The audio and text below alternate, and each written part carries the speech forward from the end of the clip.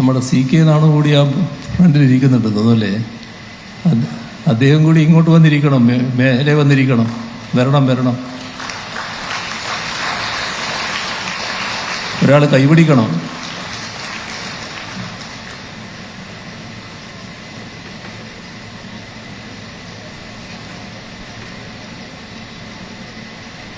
കേന്ദ്ര സംസ്ഥാന സർക്കാരുകൾ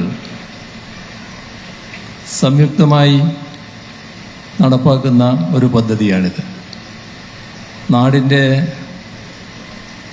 പൊതുവായ വികസനത്തിൽ ഉത്തരവാദിത്വമുള്ളവയാണ്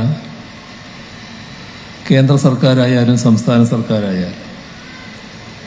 ഇനി കേന്ദ്ര സർക്കാരിൽ പ്രധാനമന്ത്രി ജൻവികാസ് കാര്യക്രം എന്ന പദ്ധതിയുടെ കീഴിൽ അനുവദിച്ച പണം ഉപയോഗിച്ചാണ് ഇവിടെ ഈ ആശുപത്രി കെട്ടിടം സ്ഥാപിക്കുന്നത്. ജില്ലാ ആശുപത്രി സാധാരണ നിലയിൽ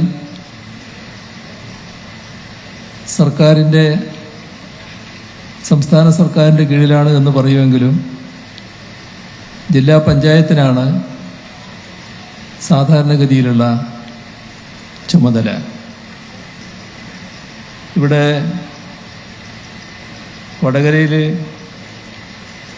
ആശുപത്രിയുടെ ശേഷി വർദ്ധിക്കുക എന്നത് എല്ലാവരും ആഗ്രഹിക്കുന്നൊരു കാര്യം തന്നെയാണ്. പൊതുവെ നമ്മുടെ സംസ്ഥാനത്ത് ആശുപത്രിയുടെ കഴിവ് നല്ലതുപോലെ വർദ്ധിപ്പിക്കാൻ നമുക്ക് കഴിഞ്ഞിട്ടുണ്ട് എന്നുള്ളതാണ് കാണാൻ കഴിയുക. ഇവിടെ പറഞ്ഞു 83 കോടി രൂപയാണ് ഈ കെട്ടിടത്തിന് ചെലവഴിക്കാൻ പോകുന്നത്. അതിൽ 60%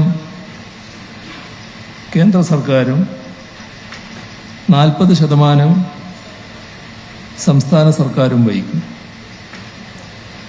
അപ്പോൾ കേന്ദ്ര സർക്കാർ 50 കോടി രൂപ, സംസ്ഥാന സർക്കാർ 33 കോടി രൂപ.